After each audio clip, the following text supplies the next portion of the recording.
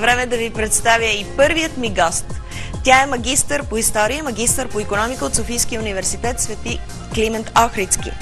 Посещавала е курсове по иконопис и стенопис в школата към Енорийския център Покров Богородичен. От средата на 2006 година тя се отдава изцяло на любовта си към изкуството и рисуването, превръщайки го в свое занятие. Участва в няколко общи изложби на текстил. Нейната поредна самостоятелна изложба можете да я видите вече и в Монтана, която се намира в художествена галерия Кирил Петров под мотото „Градините на любовта“.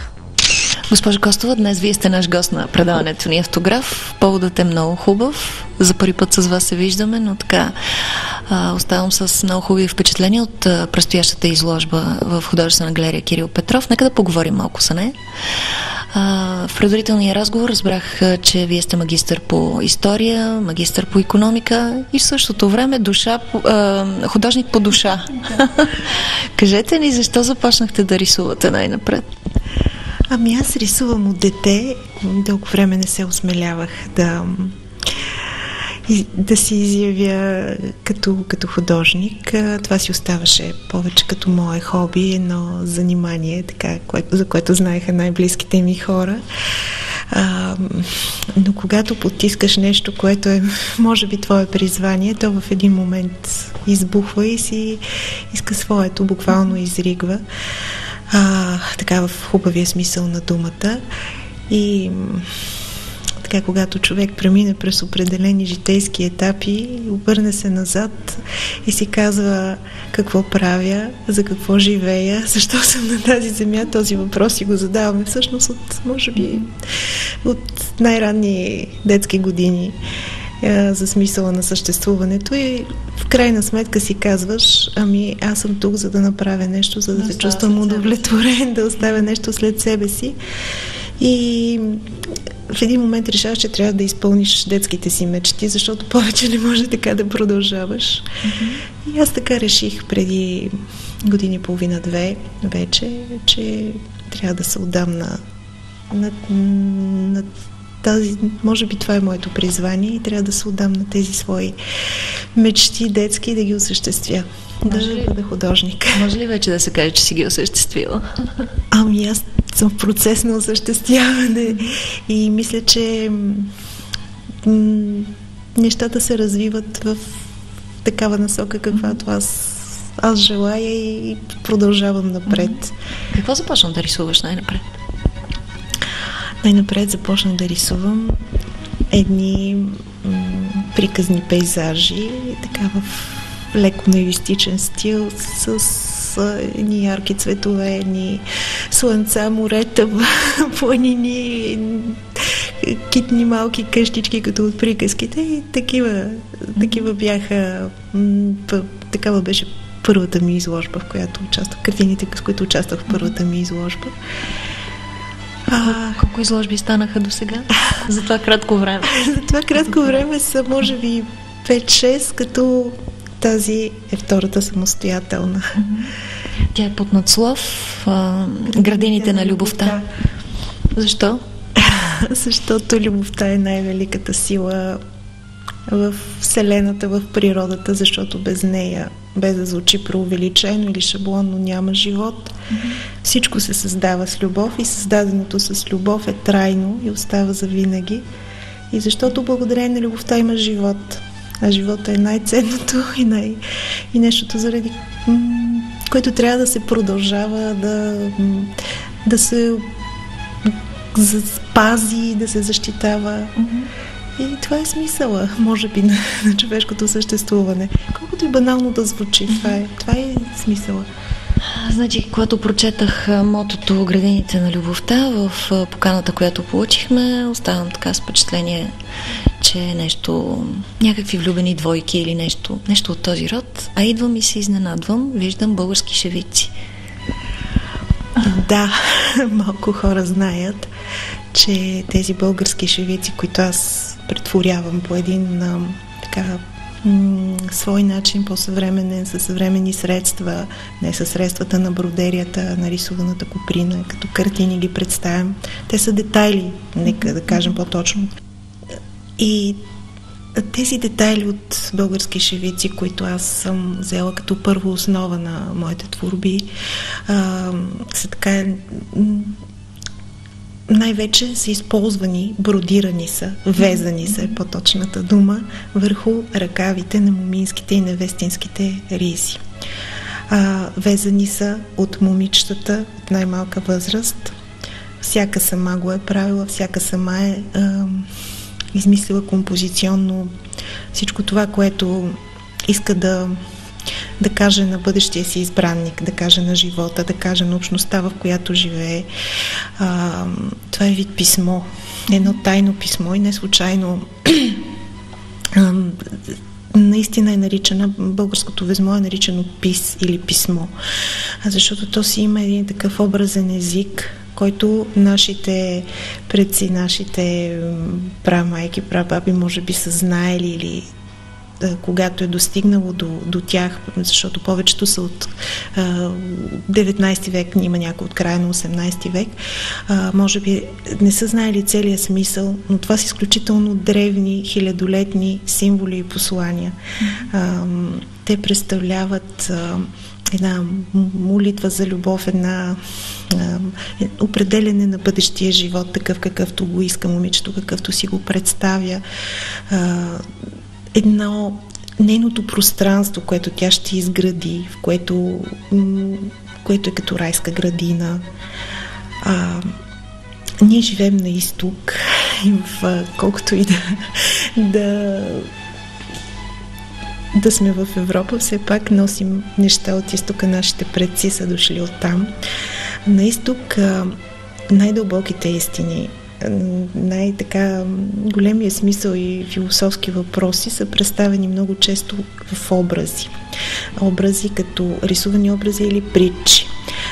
Тази традиция е била характерна за повечето древни общества и защото чрез образа можеш да кажеш много повече от думите. Една картина понякога може да се равнява на хиляди изписани страници по дълбочината на нещата, които казва.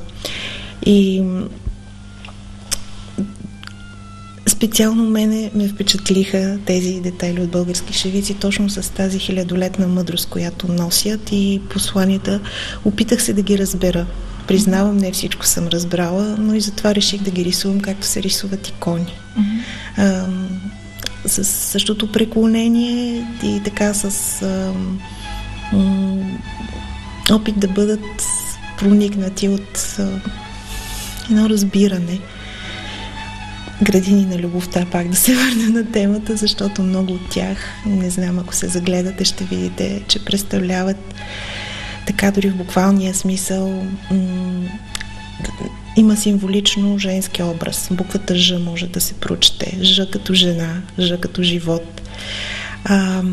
В същото време това е дървото на живота се нарича този мотив, който може да бъде разделен на едната част е женски символи, женския символ, другата мъжкия, трета детето, което това е Светата Троица, истинската материалната, житейската Света Троица, която представлява едно семейство. В същото време някои от мотивите са и буквално женски отроби. Женска отроба, която е непорочна, но чака своя върховен миг да създаде живот. Женска отроба, която носи живота вече в себе си. Те са поставени са на пиедестал. Тук жената е богиня в тези изображения. Макар че няма директни образи, всичко е символ, всичко е една препратка, послание, но това е, което е дълбокия смисъл. Те са многопластови, може да се откриват много неща. И аз така като съвременна жена много ме вълнува въпроса, особено след като преживяхме еманципацията и сексуалната революция и промените в България, в които търси място редом до мъжете в бизнес, в така една друга среда, едно друго време, доколко сме удовлетворени жените и тези жени, които са мислили тези неща, са били удовлетворени, защото те са се сбъдвали. Първо била тяхната идея, тяхната мисъл, те са се сбъдвали. Те са били и богини. Били са почитани така, дори в недалечното минало, жената е била абсолютната господарка в семейството. Тя там е била, знаем от народните песни, приказки, каква е ролята на майката, на съпругата, на девойката също. Казва, че на времето са сътворявали тези шевици, а ти имаш ли някоя, която ти си я сътворила, която си я поставила тук в изложбата? Значи аз позволила съм си, композиционно съм запазила най-общо съм запазила композицията, защото тя е нещо цялостно. Това е като да... Не мога да си позволя, ако дам някакво сравнение, да пиша някакъв иероглиф, който не разбирам, но и да си позволявам да го променям, той да прилича на иероглиф, но всъщност нищо да не означава, тъй като не владея китайски или японски. Затова съм си позволила, не съм си позволила да пипам композицията, но тук там е цветовете, като общо звучене, това е моето, което съм вложила от себе си, като нюанси, като тонове, като общото цветово звучене. И имам нужда от още малко време, за да разбера до край нещата, за да направя своя такава композиция, и това са ми бъдещите планове. Прави впечатление, че като че ли доминира повече червения цвят. Случайно ли? Не е случайно. Червеният цвят е символа на женското начало, както бялото е на мъжкото. Или символа на земното, на кръвта, на живота. Бялото е символа на мъжкото, на небето, на небесната светлина. И доминира женското, защото то тук то създава живот, то носи живота, то го ражда, то го пази. Има го и бялото, което пък обгражда червеното. А и не случайно нашата българска мартеница е с тези два цвята. Това са нашите ин и ян. Червеното и бялото. Червеното доминира, защото все пак това са неща, правени от жени в възхвала на живота. И аз си позволявам да го предам и да го покажа на съвременните жени и на съвременните хора, не само на жените, защото то е било насочено и към цялата общност, към цялото общество. Казваш, аз съм готова да дам живот, аз искам да дам живот, аз ще опазя живота, аз го продължавам живота.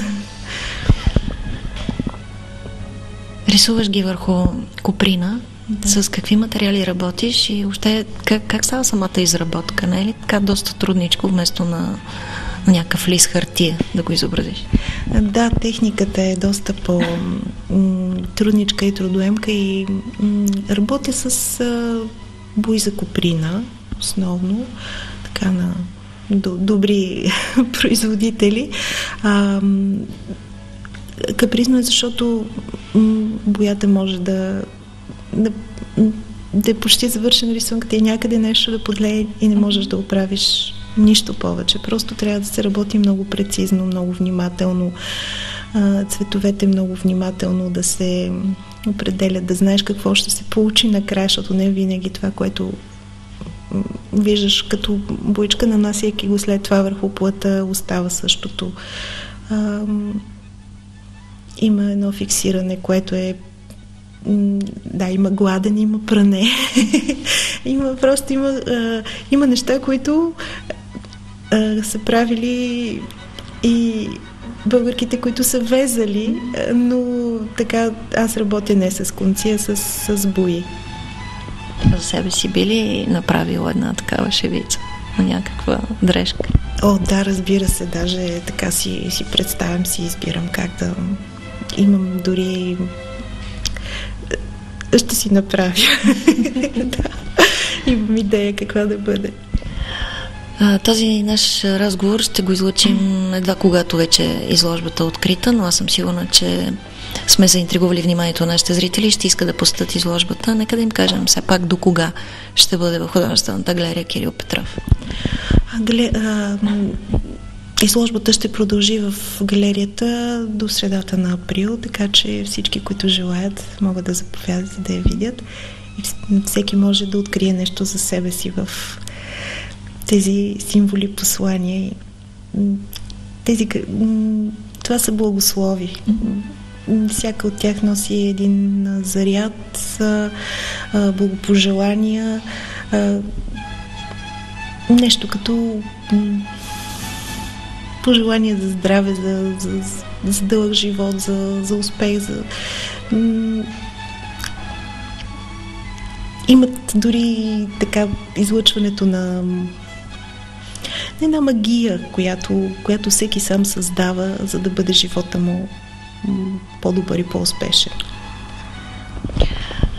Колкото и зле да прозвучи за бъдещи творчески планове, тази изложба е факт, но пък от тук насетне имаш някакви планове за следващата изложба и какво ли ще представлява? Да, имам планове. Сега съм много увлечена от една техника, която пак е текстилна техника.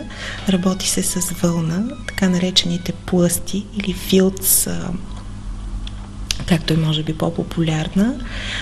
Плъсти може би сте виждали в Копривщица. Това са новите ми планове и в малко по-приложен дух ще бъдат. Разбира се, ще има и картини пана, но ще има и по-приложни неща. Няма да питам кога ще я видим скоро време, но пък от сърце ти желая по-скоро да стане и да я видим пак в изложбената зала. Много успех ти желая и ти благодаря. Благодаря аз.